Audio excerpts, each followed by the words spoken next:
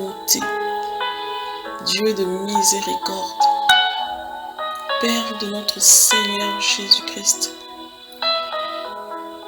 Je te dis merci pour tout ce que tu fais pour nous. Merci Seigneur pour ce souffle de vie que tu nous donnes. Merci Seigneur pour cette grâce que tu nous donnes. Merci Seigneur pour tes bienfaits. Merci Seigneur parce que tu nous parles même dans le malheur. Oh Dieu de grâce, Dieu de bonté, nous ne saurons jamais comment te remercier. Seigneur, tous les mots qui sortiront de notre bouche ne seront jamais assez pour te dire merci, pour te dire combien tu es bon, combien tu es grand, combien tu es magnifique. Oh, mon Dieu, mon roi.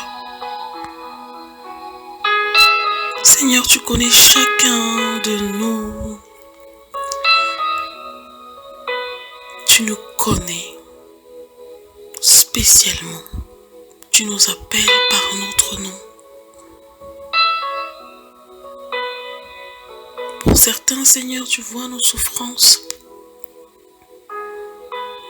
Seigneur, tu veux nous laisser apprendre à marcher comme un petit enfant qui fait les premiers pas et qui à chaque fois tombe. Tu nous donnes la force de nous relever pour continuer de marcher, d'avancer vers ton royaume.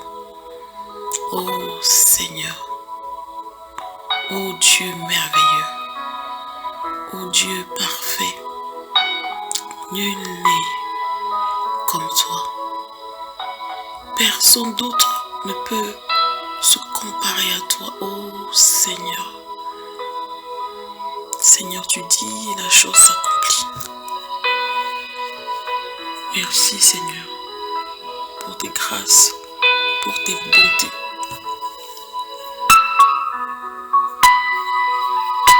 Seigneur, je te dis merci pour celui qui m'écoute ce matin. Merci Seigneur. Merci pour ce réveil. Merci pour cette journée. Merci pour ce souffle de vie. Merci. Parce que tu permets aux gens autour de nous d'être en santé. Merci parce que tu nous donnes le pain de chaque jour. Merci, oh Dieu. Que la grâce te revienne au nom de Jésus. Que la puissance te revienne au nom de Jésus. Que la force soit toujours avec nous, Seigneur. Donne-nous de pouvoir toujours être en communion avec toi, oh Seigneur. Merci, Seigneur, pour nos enfants que tu as gardés. Merci, Seigneur, pour nos proches. Loué sois-tu, oh Dieu. Loué sois-tu, oh Seigneur. Et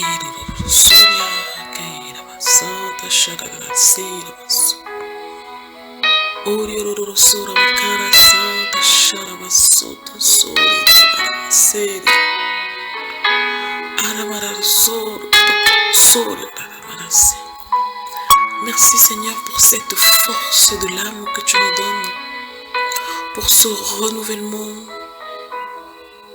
de nos pensées, de nos forces physiques, mais aussi de l'âme, Seigneur. Merci parce que tu nous vois quand nous sommes affligés, quand le diable est en train de vouloir s'immiscer dans notre pensée et nous donner, nous mettre des mensonges à la place de tes vérités. Oh Dieu, tu envoies toujours un homme. Oh Dieu de grâce, Dieu de bonté, Dieu magnifique et bon. Que la grâce te revienne au nom de Jésus. Que la puissance te revienne au nom de Jésus. Reçois notre louange, reçois notre adoration. Reçois l'expression de notre reconnaissance et du profond amour que nous avons pour toi.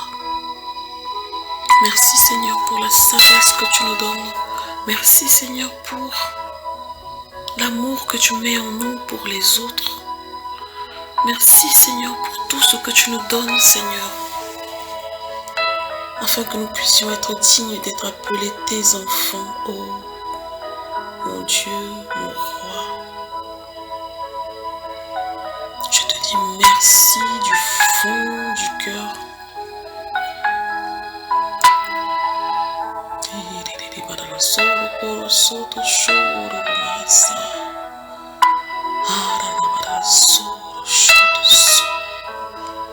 Je veux te louer Seigneur, je veux t'adorer.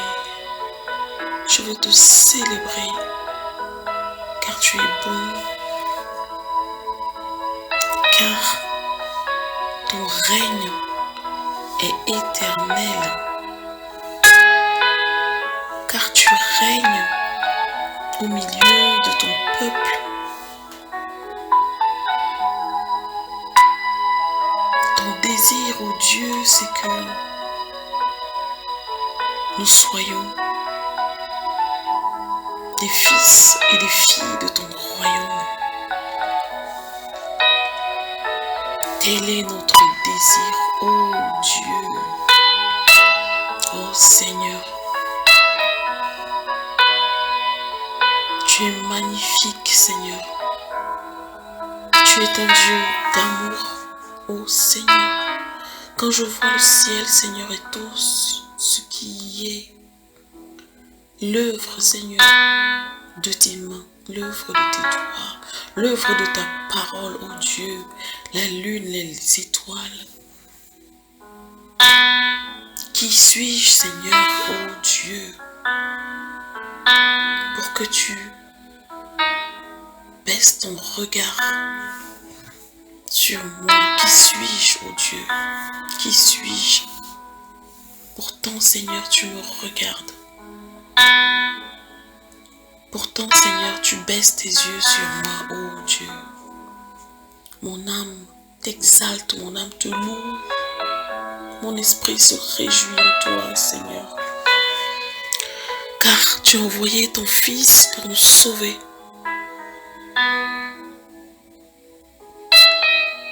Pour nous. Tu as envoyé ton Fils pour nous, ô Dieu. Ô Seigneur. Tu es un Dieu merveilleux, magnifique. Ô Éternel. Nous sommes, Seigneur, les élus. Nous voulons te rendre grâce, honneur, pour qui tu es. Pour qui tu es. Reçois notre amour, reçois notre adoration. C'est dans le nom puissant de ton Fils unique, Jésus-Christ, que nous t'avons présenté notre louange, notre adoration.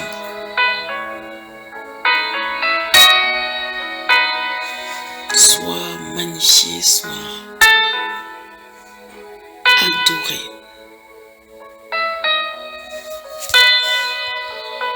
Merci Seigneur.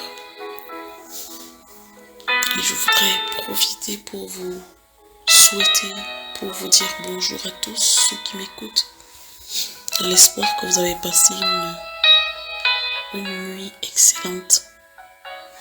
Que vous avez pu reposer votre âme, votre esprit, votre corps.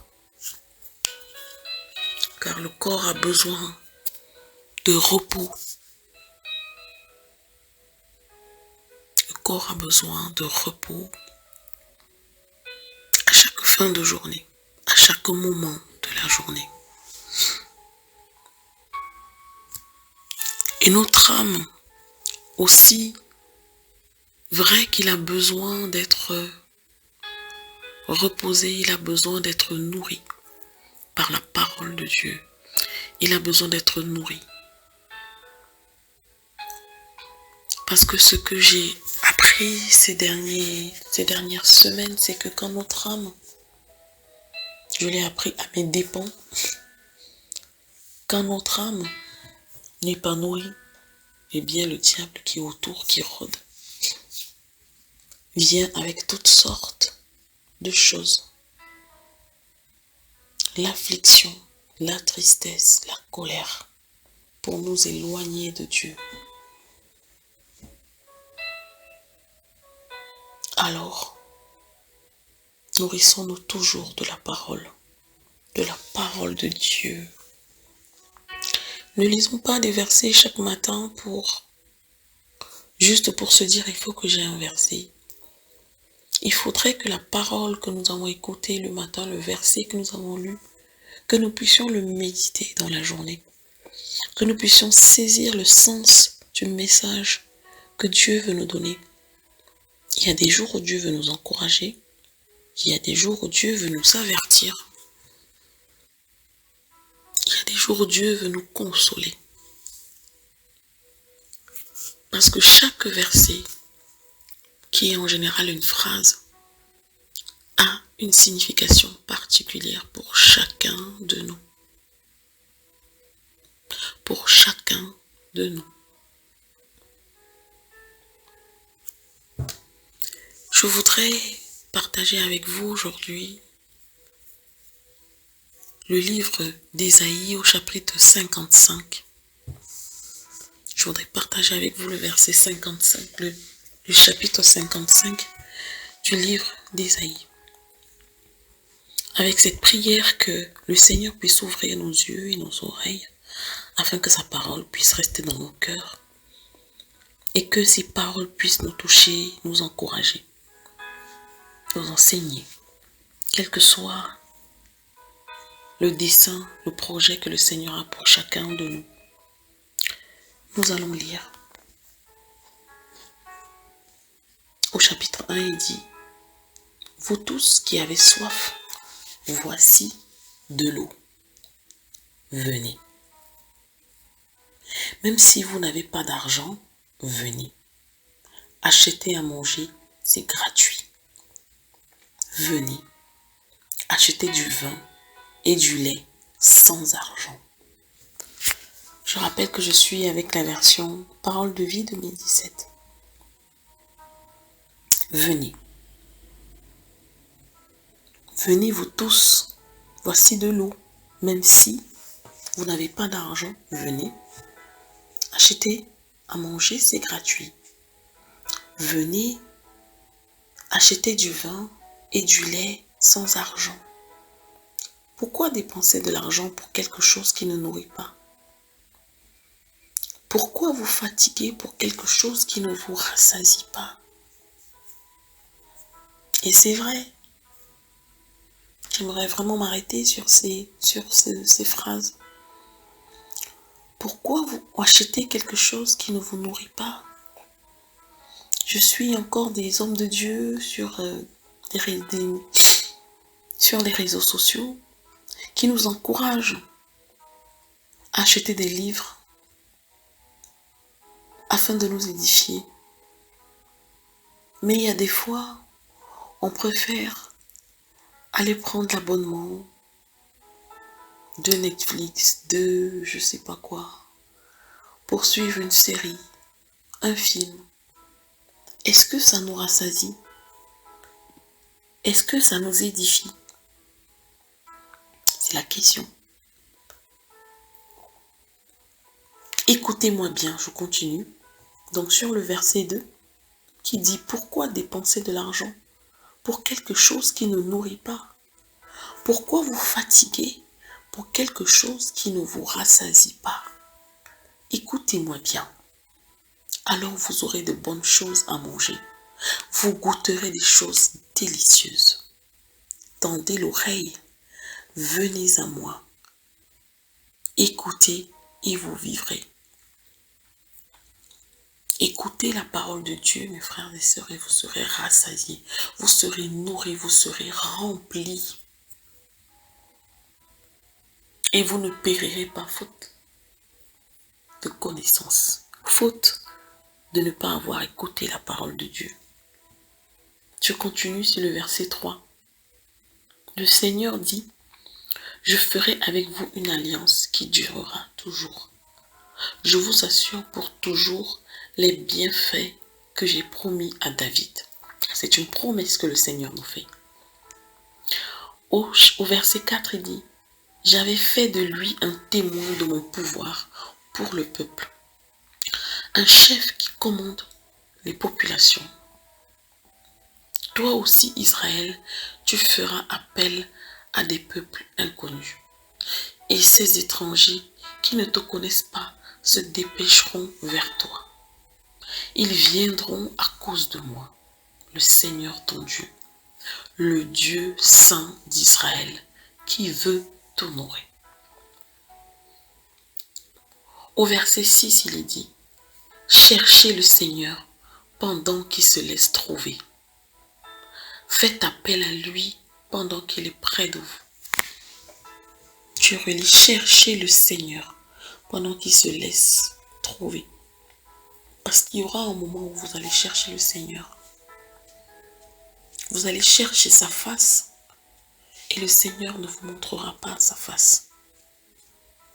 Nous avons encore l'opportunité de chercher le Seigneur, de crier à lui, de faire appel à lui.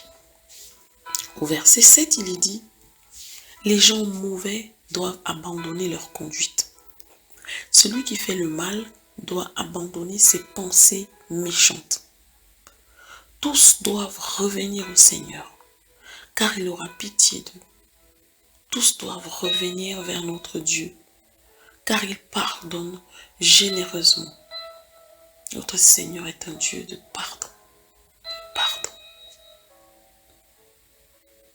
de pardon. Et son pardon est généreux. Au verset 8, il est dit, le Seigneur déclare, « Vos pensées ne sont pas mes pensées. Mes façons de faire ne sont pas les vôtres. » Il y a une grande distance entre ma façon de faire et les vôtres, entre mes pensées et vos pensées. Elle est aussi grande que la distance entre le ciel et la terre. J'aime ces versets parce que le Seigneur est en train de nous dire qu'il y a une grande différence entre, aussi grande que la différence entre le ciel et la terre, aussi grande est la différence entre nos pensées et celles du Seigneur. Parce que nous pouvons être là quand il nous arrive quelque chose à dire, mais Seigneur, ce n'est pas normal. Seigneur, pourquoi est-ce que tu n'as pas fait ça? Pourquoi est-ce que ça se passe comme ça? Mais pourquoi?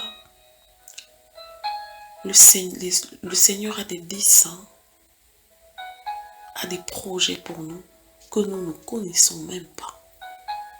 Et quand nous sommes face à des obstacles, il y a beaucoup qui abandonnent. Pourtant, en général, et bien parfois, ce sont nos obstacles qui sont le chemin. Vous pouvez croire ça.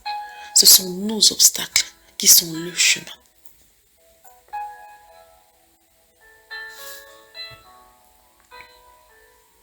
Verset 10, il est dit, « La pluie et la neige tombent du ciel. Elles n'y retournent pas sans produire un résultat. Elles arrosent la terre. Elles la rendent fertile et font pousser les graines. Ainsi, elles donnent des graines à semer et de la nourriture à manger. » Vous voyez ce phénomène? La pluie et la neige tombent. Elles tombent pour arroser la terre, pour que la terre soit fertile, pour que les graines qui sont plantées puissent pousser et que nous puissions avoir à manger. De cette même façon, la parole qui sort de la bouche du Seigneur ne revient pas sans résultat. Et donc je vais vous lire le verset effectivement. Le verset dit: de la même façon, la parole qui sort de ma bouche ne revient pas vers moi sans effet. Elle réalise ce que je veux. Elle accomplit la mission que je lui ai confiée. C'est le Seigneur qui parle. Le Seigneur décrit sa parole comme de la neige et de la pluie qui tombent sur la terre. Au verset 12, il est dit: vous quitterez Babylone dans la joie et vous serez ramenés chez vous dans la paix. Les montagnes et les collines pousseront des cris de joie sur votre passage. Tous les arbres et les campagnes applaudiront. Le cyprès poussera à la place du buisson d'épines. L'arbre de bonne odeur remplacera les épines piquantes. Tout cela se produira pour que le Seigneur soit honoré. Ce sera un signe qui durera toujours et ne sera jamais détruit. Le désir du Seigneur est que nous soyons heureux, que nous soyons fertiles, que nous soyons riches dans sa grâce, dans sa bonté, parce que c'est ainsi qu'il est honoré. Quel honneur de voir les enfants de Dieu heureux, remplis de joie, remplis de bonté, remplis de... où tout leur réussit. Quelle joie, quel honneur pour le Seigneur de voir que les enfants de Dieu, malgré les problèmes, arrivent à surmonter, arrivent à toujours être joyeux. Parce que c'est comme ça que nous allons évangéliser. C'est comme ça que nous montrerons que nous sommes des enfants de Dieu.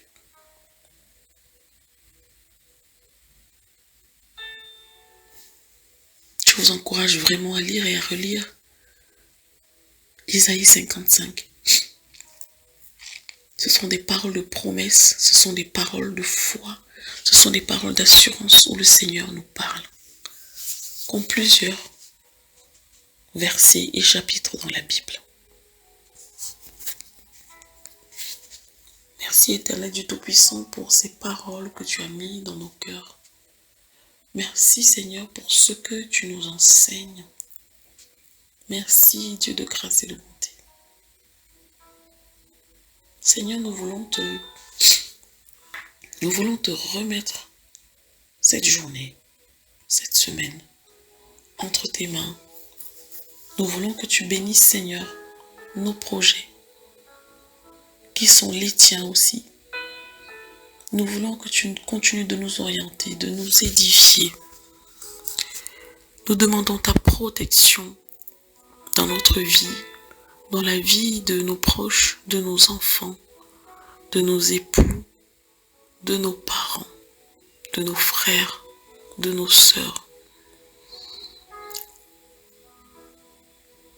Nous voulons vraiment, Seigneur, que le sang versé sur la croix nous couvre et nous protège. Nous demandons, Seigneur, ta sagesse, la sagesse et l'intelligence, afin que nous puissions discerner, Seigneur, ce qui est de toi, ce qui n'est pas de toi. Que nous puissions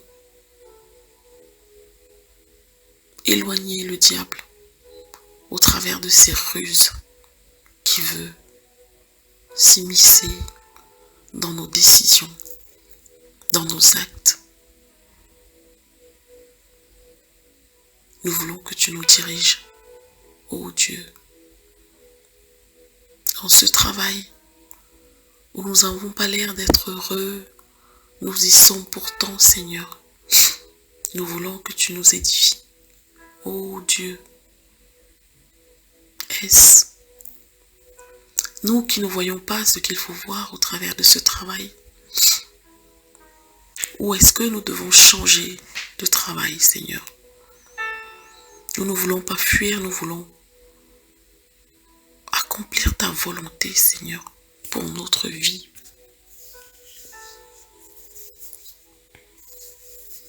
Nous voulons que tu nous diriges, Seigneur, dans ces décisions. Les décisions que nous devons prendre. Oh Dieu, viens, sois avec nous et nous avec toi, Seigneur. Couvre-nous, protège-nous, garde-nous du mal. Donne-nous la force de surmonter, Seigneur, la difficulté, Seigneur, l'obstacle. Ouvre nos yeux, oh Seigneur, pour que nous puissions voir ce que tu vois. Ouvre nos oreilles pour que nous puissions entendre ce que tu veux que nous entendions. Oh Dieu, nous te prions, nous te supplions.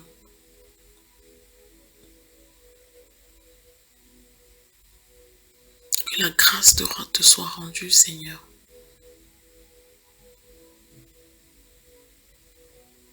Reçois notre adoration, notre reconnaissance. Nous te confions, Seigneur, notre journée, notre semaine. Garde-nous, protège-nous dans ta grâce. Au nom de Jésus, nous t'avons prié. Amen. Je voudrais vous souhaiter une journée de grâce, une journée de paix, une journée d'abondance, de bénédiction.